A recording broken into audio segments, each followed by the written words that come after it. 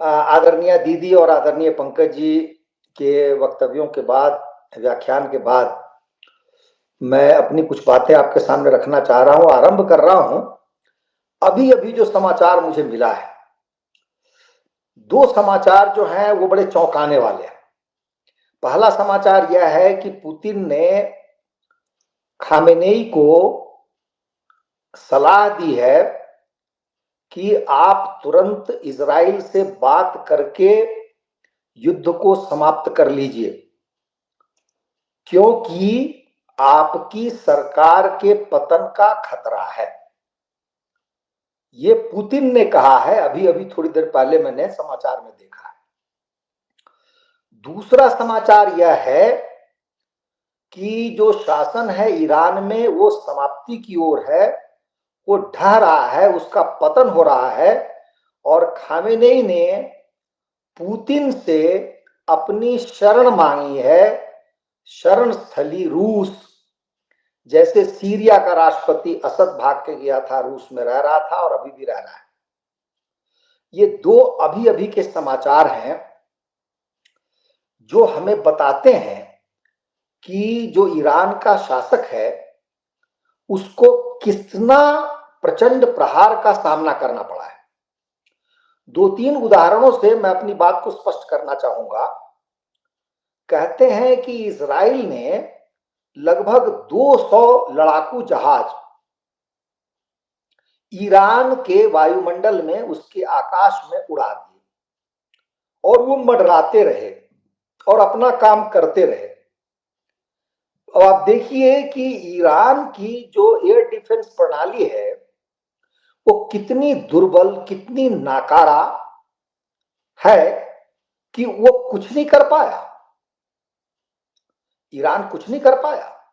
दूसरा, ये जो जनरल्स मारे गए हैं, साइंटिस्ट मारे गए हैं, ये रात में मारे गए हैं और ये अपने शयन कक्ष में मारे गए। और सबसे आश्चर्य और चौंकाने वाली बात यह है कि जिस कमरे में वो व्यक्ति सो रहा है केवल वही मरा है। तो आप बताइए कि उस व्यक्ति को कैसे इजराइल ने मार दिया और बाकी कुछ नहीं हुआ है, किसी और को कुछ नहीं हुआ, वह व्यक्ति मारा गया। योजना यह थी कि ईरान का जो शासक वर्ग है, जो दीदी ने बड़ा बढ़िया समझाया कि वही मूल रूप से अपराधी है, उस शासक वर्ग में से आज जो सुप्रीम लीडर कहते हैं खामेनेई और दूसरा राष्ट्रपति, इन दोनों को छोड़ के सेकेंड लेवल, थर्ड लेवल और फोर्थ लेवल लीडरशिप को इजराइल ने मार दिया है, समाप्त कर दिया है। वहां पर पूरी तरह शून्य है। यह भी समाचार आ गया है कि खामेनेई के पास मोसाद पहुंच चुका था और खामेनेई की हत्या की जाने वाली थी। लेकिन कहते हैं कि अंतिम क्षण में ट्रंप ने मना किया है नेतन्याहू को कि इट्स टू अर्ली। लेकिन नेतन्याहू ने इस पर अपनी जो प्रतिक्रिया दी है उसमें उन्होंने यह कहा है कि हमारे एजेंडा में ये बात है। तो अब ये बहुत निकट समय आ गया है कि या तो खामेनेई ईरान छोड़ के भाग जाएंगे या मारे जाएंगे। और एक जो राष्ट्रपति बचता है उसके साथ भी कुछ ऐसा ही होगा, क्योंकि इस राष्ट्रपति के पहले जो रईसी राष्ट्रपति था वह भी मारा गया था हेलीकॉप्टर के क्रैश में।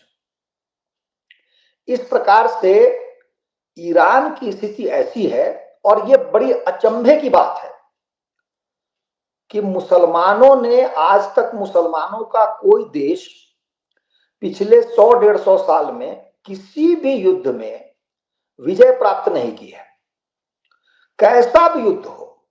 फिर भी विडंबना देखिए कि लड़ने का शौक इतना है, लड़ने का पागलपन इतना है कि एक मिनट भी चैन से नहीं बैठते हैं। ईरान से दो तरह के वक्तव्य आए। एक वक्तव्य यह आया कि यदि इजराइल ने हमारे ऊपर कोई न्यूक्लियर आक्रमण किया तो पाकिस्तान न्यूक्लियर स्टेट है, वो उसका जवाब देगा। अभी कुछ ही घंटे बीते थे कि पाकिस्तान ने इसका खंडन कर दिया, कहा कि हमारा ऐसा कोई इरादा नहीं है। अब आप बताइए कि क्या मुसलमान देश हैं, क्या एक दूसरे की सहायता कर सकते हैं ये, और कैसे हैं? मुझे इसमें कहना पड़ रहा है कि हमारे एक मित्र हैं ताहिर गोरा जी, जो कनाडा में रहते हैं और टैग टीवी चलाते हैं, बड़े अच्छे व्यक्ति हैं, भारत मित्र हैं। उनको मैं कल सुन रहा था, उन्होंने बड़ी अच्छी बात कही। उन्होंने कहा कि पूरा अरब आज बदल रहा है। वो कह रहे बदल रहा है, मैं कह रहा हूं पूरा अरब इस्लाम छोड़ रहा है। कुछ नहीं बचा जिसको लेकर के वो पकड़ के बैठे।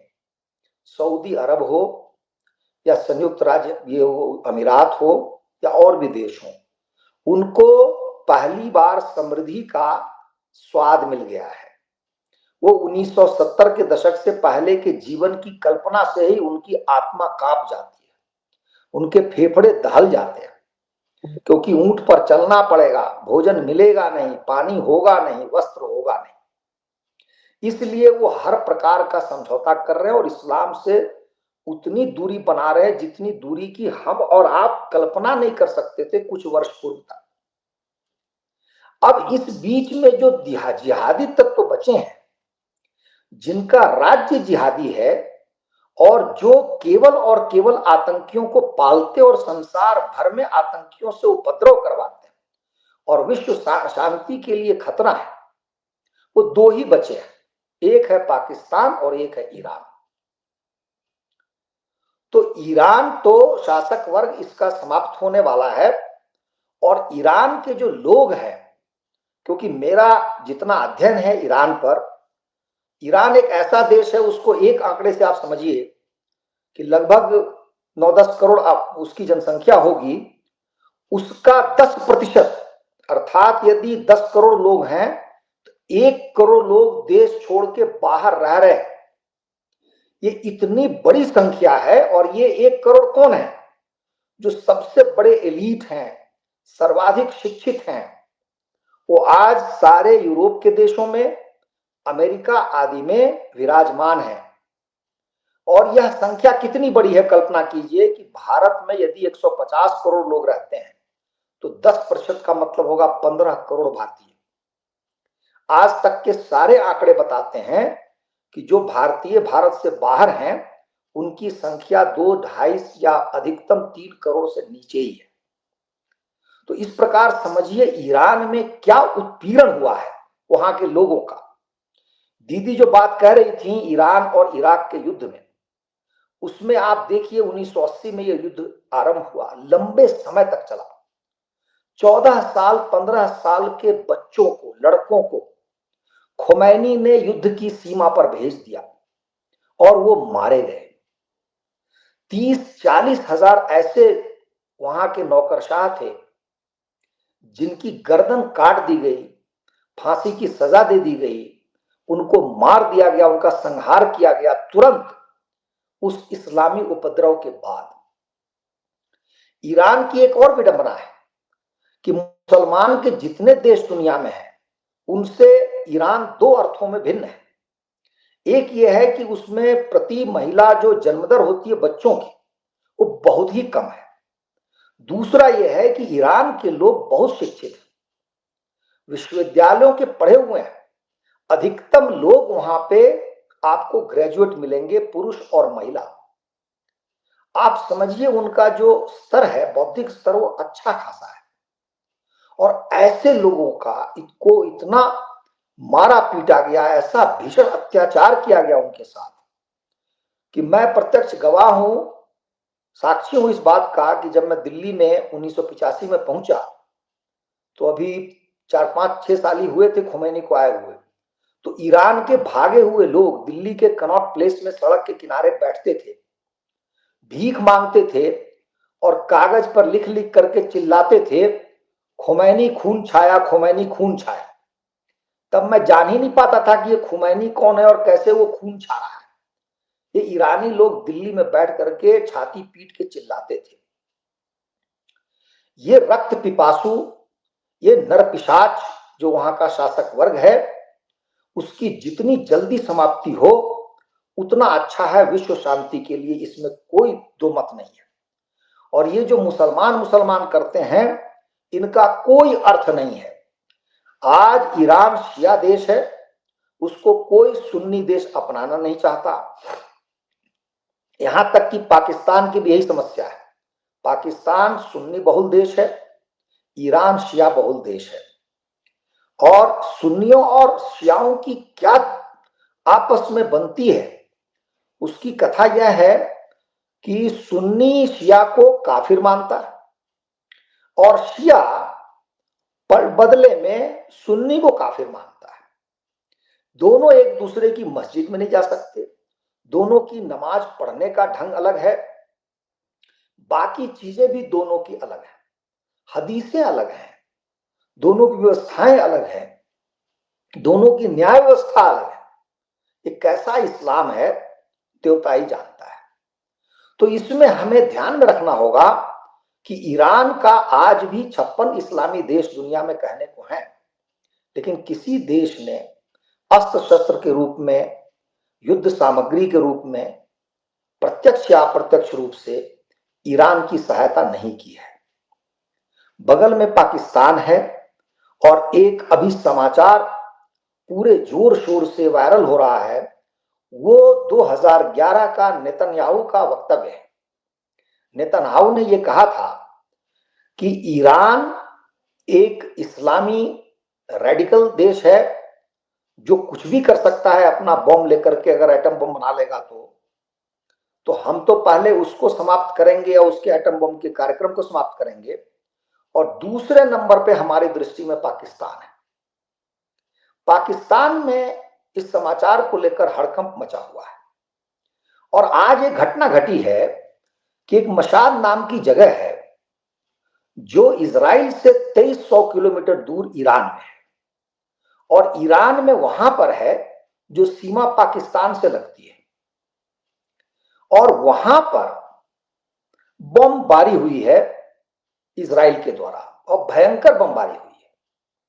तो अब आप ये समझिए कि यदि पाकिस्तान की सीमा पर इजराइल बमबारी करने में सक्षम है तो पाकिस्तान के अंदर भी वो बमबारी करने में सक्षम हो सकता है और वो कुछ भी कर सकता है।